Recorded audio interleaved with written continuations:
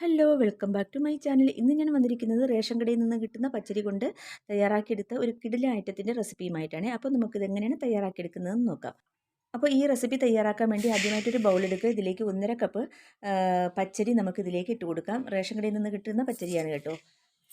1.5 cup പച്ചരിയും കൂടി ഇട്ട് കൊടുത്തതിന് ശേഷം ഇത് നന്നായിട്ട് 4-5 വെള്ളം കഴുകിയതിന് ശേഷം കുറച്ച് വെള്ളവും കൂടി ഇതിലേക്ക് എടുത്തിട്ട് ഒന്ന് കുതിർക്കാൻ വെക്കണം. അപ്പോൾ ഞാൻ ദാ കഴുകിയെടുത്തിട്ട് കുറച്ച് വെള്ളവും കൂടി എടുത്തിട്ടുണ്ട്. ഇനി ഒരു ഓവർനൈറ്റോ അല്ലെങ്കിൽ ഒരു 5 മണിക്കൂറോ കുതിർക്കാൻ വെക്കുക. കുറഞ്ഞത് ഒരു 3 മണിക്കൂറെങ്കിലും കുതിർത്തെടുക്കണം കേട്ടോ. ഞാനിത് ഓവർനൈറ്റ് കുതിർക്കാൻ വെച്ചിട്ടുണ്ടായിരുന്നു. അപ്പോൾ ദാ പിറ്റേന്ന് ഞാൻ ദാ അടപ്പൊന്ന് തുറക്കുകയാണ്. നമ്മുടെ പച്ചരി നന്നായിട്ട് കുതിർന്ന് കിട്ടിയിട്ടുണ്ടേ. ഇനി നമുക്ക് ഈ വെള്ളം അങ്ങ് കളഞ്ഞെടുക്കാം. ഇനി ഈ കുതിർത്ത പച്ചരി നമുക്കൊരു മിക്സിയുടെ ജാറിലേക്ക് ഇട്ട് കൊടുക്കാം. ഒറ്റ ബാച്ചായിട്ടാണ് ഞാനിട്ട് അരയ്ക്കുന്നത് കേട്ടോ. അപ്പോൾ പച്ചരി മൊത്തം ഞാൻ എന്താ ജാറിലേക്ക് ഇട്ട് കൊടുത്തിട്ടുണ്ട്. ഇനി നമുക്കിതിലേക്ക് കുറച്ച് വെള്ളം ഒഴിച്ചു കൊടുക്കണം കേട്ടോ. പച്ചരിയിൽ നിന്നും താഴ്ന്ന് നിൽക്കത്തക്ക വിധത്തിലുള്ള വെള്ളമേ ഒഴിച്ചു കൊടുക്കാവൂ.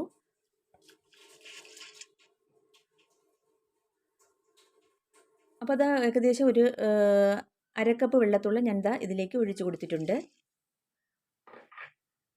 ഇനി നമുക്കിതിലേക്ക് 1/2 കപ്പ് ചോറിട്ട് കൊടുക്കാം. അതേ കപ്പിൽ തന്നെ 1/2 കപ്പ് ചിരകിയ തേങ്ങയും കൂടി ഇട്ട് കൊടുക്കാം.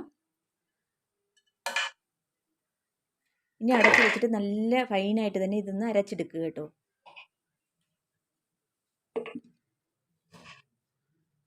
അപ്പോൾ അത് നന്നായിട്ട് അരച്ചെടുത്ത് വന്നിട്ടുണ്ട്. നമ്മുടെ ബാറ്ററിൻ്റെ കൺസിസ്റ്റൻസി ഇതാണ് കേട്ടോ. നല്ല കട്ടിയായിട്ടിരിക്കണം. ഇത് നമുക്കൊരു ബൗളിലേക്ക് ഒഴിച്ചു കൊടുക്കാം. ഇനി ഈ അരച്ചെടുത്ത മാവ് നമുക്കങ്ങോട്ട് മാറ്റി വയ്ക്കാം. ഇനി ഒരു പാൻ അടുപ്പത്ത് വയ്ക്കുക. ലോ ഫ്ലെയിമിൽ വെച്ച് കൊടുത്തതിന് ശേഷം ഇതിലേക്ക് 1.5 ടേബിൾ സ്പൂൺ വെളിച്ചെണ്ണ ഒഴിച്ചു കൊടുക്കാം. വെളിച്ചെണ്ണ ഒന്ന് ചൂടാകുമ്പോൾ ഇതിലേക്ക് 1/2 ടീസ്പൂൺ പെരിഞ്ജീരകം ഇട്ട് കൊടുക്കാം. വലിയ ജീരകമാണ്. അതൊന്ന് പൊട്ടി അതിൻ്റെ ഫ്ലേവറൊക്കെ ഒന്ന് ഇറങ്ങിക്കഴിഞ്ഞതിന് ശേഷം ഇതിലേക്ക് ഒരു മീഡിയം സൈസ് സവാള നമുക്ക് കൊത്തിയരിഞ്ഞത് അത് ഇതിലേക്ക് ഇട്ട് കൊടുക്കാം.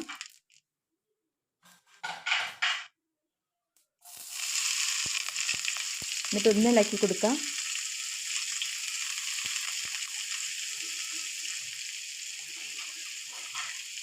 ഒന്ന് ഇളക്കി കൊടുത്തതിന് ശേഷം പിന്നെ ഇതിലേക്ക് 1 ടേബിൾ സ്പൂൺ ഇഞ്ചി വെളുത്തുള്ളി ചതച്ചത് ഇതിലേക്ക് ചേർത്ത് കൊടുക്കാം. ഇഞ്ചി വെളുത്തുള്ളി ചേർത്തിട്ട് ഒന്ന് ഇളക്കി കൊടുക്കാം.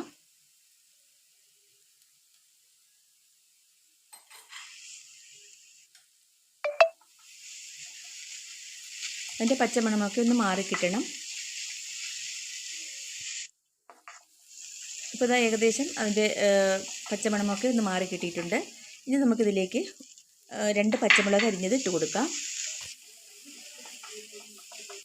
ഇനി ഒരു മീഡിയം സൈസ് ടൊമാറ്റോ ഇതിലേക്ക് അരിഞ്ഞത് ഇട്ട് കൊടുക്കാം. ഇതെല്ലാം കൂടി ഇട്ട് കൊടുത്തിട്ട് നന്നായിട്ട് ഒന്ന് വഴറ്റിയെടുക്കണം. കുറച്ച് കറിവേപ്പില ഇട്ട് കൊടുക്കാം. എന്നിട്ട് ലോ ഫ്ലെയിമിൽ വെച്ച് നന്നായിട്ട് ഇതൊന്ന് ഇതൊന്ന് ഉടഞ്ഞ് കിട്ടണം. അപ്പോൾ ഇത് നന്നായിട്ട് വഴന്ന് കിട്ടിയിട്ടുണ്ട്. ഇനി നമുക്കിതിലേക്ക് കുറച്ച് ഗരം മസാല ഇട്ട് കൊടുക്കാം. ഒരു 1/4 ടീസ്പൂൺ ഗരം മസാല ഇട്ട് കൊടുക്കുന്നുണ്ട്. അതുപോലെ തന്നെ 1/2 ടീസ്പൂൺ മല്ലിപ്പൊടിയും കൂടി ഇട്ട് കൊടുക്കുന്നുണ്ട്. അപ്പോൾ ഗരം മസാലയ്ക്കും മല്ലിപ്പൊടിക്കും പകരം ഇത് ബീഫ് മസാല ഉണ്ടെങ്കിൽ അതിട്ട് കൊടുത്താലും മതി കേട്ടോ. അല്ലെങ്കിൽ ചിക്കൻ മസാല ഏതെങ്കിലും ഇട്ട് കൊടുത്താൽ മതി. ഞാനിപ്പോൾ ഗരം മസാലയും മല്ലിപ്പൊടിയാണ് ഇട്ട് കൊടുത്തിട്ടുള്ളത്.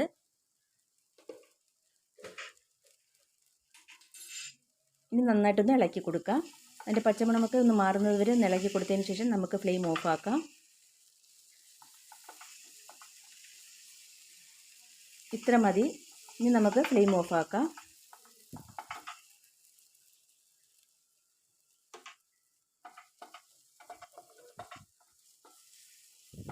ഇനി നമുക്ക് ആട്ടി വെച്ചിരിക്കുന്ന മാവ് എടുക്കാം.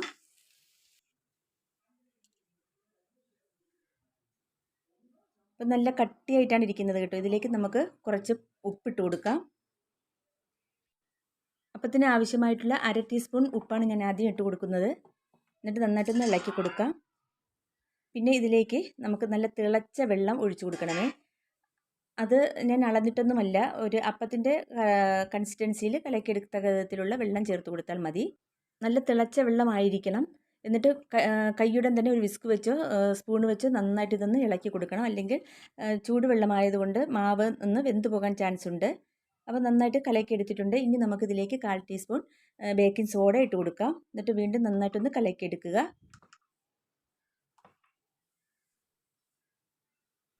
ഉപ്പിൻ്റെ കുറച്ച് കുറവുണ്ടായിരുന്നേ, അപ്പോൾ 1/4 ടീസ്പൂൺ ഉപ്പും കൂടി ഞാൻ ഇതിലേക്ക് ഇട്ട് കൊടുത്തിട്ടുണ്ട്.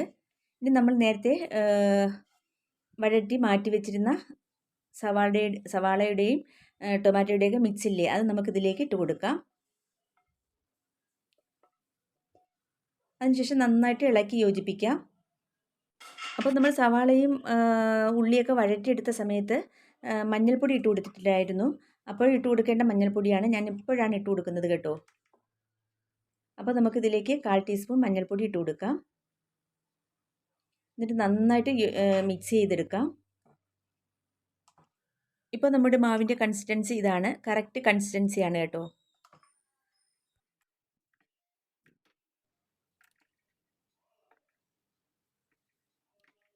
ഇനി നമുക്കിതൊന്ന് ചുട്ടെടുക്കണം. അതിനുവേണ്ടി ഒരു അപ്പച്ചട്ടി അടുപ്പത്ത് വയ്ക്കാം. ചട്ടി ചൂടാവുമ്പോൾ ഇതിലേക്ക് 1/4 ടീസ്പൂൺ വെളിച്ചെണ്ണ ഒഴിച്ചു കൊടുക്കാം. വെളിച്ചെണ്ണയ്ക്ക് പകരം നെയ്യ് വേണമെങ്കിൽ ഉപയോഗിക്കാമേ.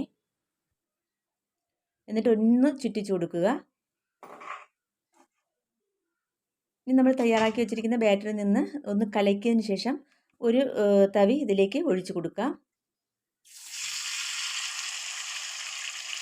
ഇപ്പോൾ ഹൈ ഫ്ലെയിമിൽ വെച്ച് കൊടുക്കുക കേട്ടോ. എന്നിട്ട് ഒരു 1.5 മിനിറ്റ് നേരം അതേപോലെ തന്നെ ഹൈ ഫ്ലെയിമിൽ തന്നെ വെച്ചിരിക്കണം.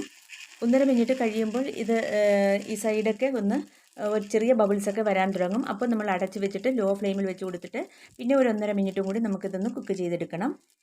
അപ്പോൾ അതാ നമ്മുടെ അപ്പത്തിൻ്റെ സൈഡൊക്കെ ചെറുതായിട്ട് ബബിൾസ് വന്ന് തുടങ്ങി. ഇനി നമുക്ക് അടച്ച് വെച്ചിട്ട് ഒരു 1.5 മിനിറ്റും കൂടി നമുക്കൊന്ന് കുക്ക് ചെയ്തെടുക്കാം.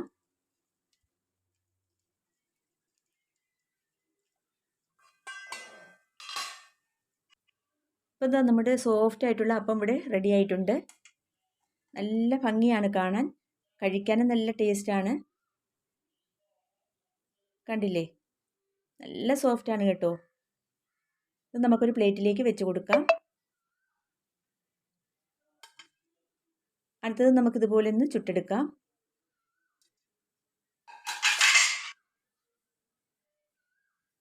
കാൽ ടീസ്പൂൺ വെളിച്ചെണ്ണ ഒഴിച്ചു കൊടുക്കുക. ബാറ്റർ ഒന്ന് കലക്കിയതിന് ശേഷം അതിൽ നിന്ന് ഒരു സ്പൂണ് ഒരു തവി കോരി ഒഴിച്ചു കൊടുക്കുക.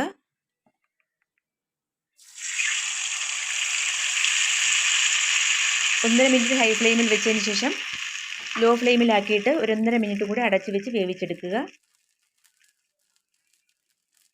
ഇപ്പോൾ ഞാൻ ഇതിലേക്ക് കുറച്ച് ചില്ലി ഫ്ലെക്സും കൂടി ഇട്ട് കൊടുക്കുന്നുണ്ട് കേട്ടോ. നമുക്ക് ഇഷ്ടമുള്ളതൊക്കെ ഇട്ട് കൊടുക്കാൻ വേണമെങ്കിൽ. പിന്നെ കുട്ടികളുണ്ടെങ്കിൽ ഇത് അവോയ്ഡ് ചെയ്യാവേ. ഇപ്പോൾ സൈഡൊക്കെ നന്നായിട്ട് ഒന്ന് ചെറിയ ബബിൾസൊക്കെ വന്നു തുടങ്ങിയിട്ടുണ്ട്. ഇനി അടച്ച് വെച്ചിട്ട് 1.5 മിനിറ്റ് കൂടി നമുക്കിതൊന്ന് കുക്ക് ചെയ്തെടുക്കാം.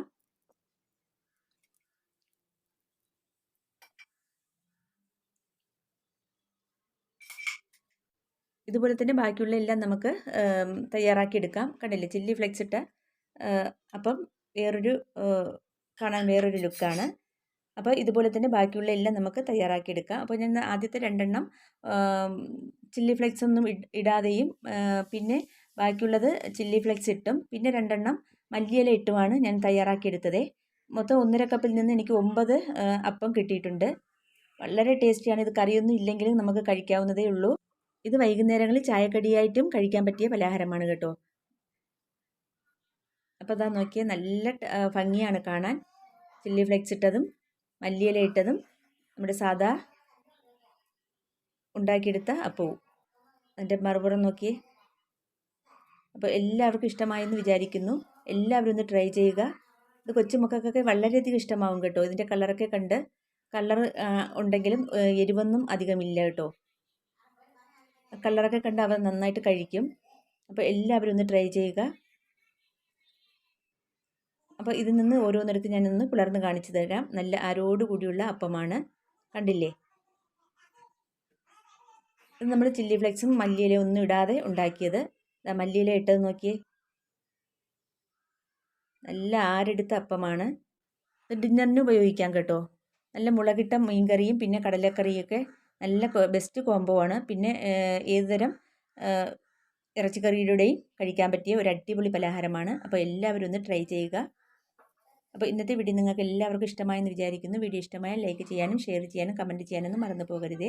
പിന്നെ എൻ്റെ വീഡിയോ ആദ്യമായിട്ട് കാണുന്ന കൂട്ടുകാരും കണ്ടിട്ട് ഇതുവരെ സബ്സ്ക്രൈബ് ചെയ്യാത്ത കൂട്ടുകാരുമുണ്ടെങ്കിൽ പ്ലീസ് ഒന്ന് സബ്സ്ക്രൈബ് ചെയ്ത് ഒന്ന് സപ്പോർട്ട് ചെയ്യണേ. തൊട്ടടുത്ത ബെൽ ബട്ടനും കൂടി ഒന്ന് പ്രസ് ചെയ്ത് ഓൾ എന്ന ഓപ്ഷനും കൂടി എനേബിൾ ചെയ്താൽ ഞാൻ ചെയ്യുന്ന എല്ലാ വീഡിയോസിൻ്റെയും നോട്ടിഫിക്കേഷൻ കറക്റ്റായിട്ട് നിങ്ങൾക്ക് എത്തും.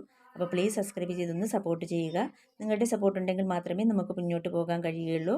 അപ്പോൾ നിങ്ങളുടെ സപ്പോർട്ട് ഉണ്ടാകുമെന്ന് പ്രതീക്ഷിക്കുന്നു. ഇതുപോലുള്ള നല്ല വീഡിയോസുമായി വീണ്ടും വരാം. അതുവരേക്കും എല്ലാവർക്കും താങ്ക്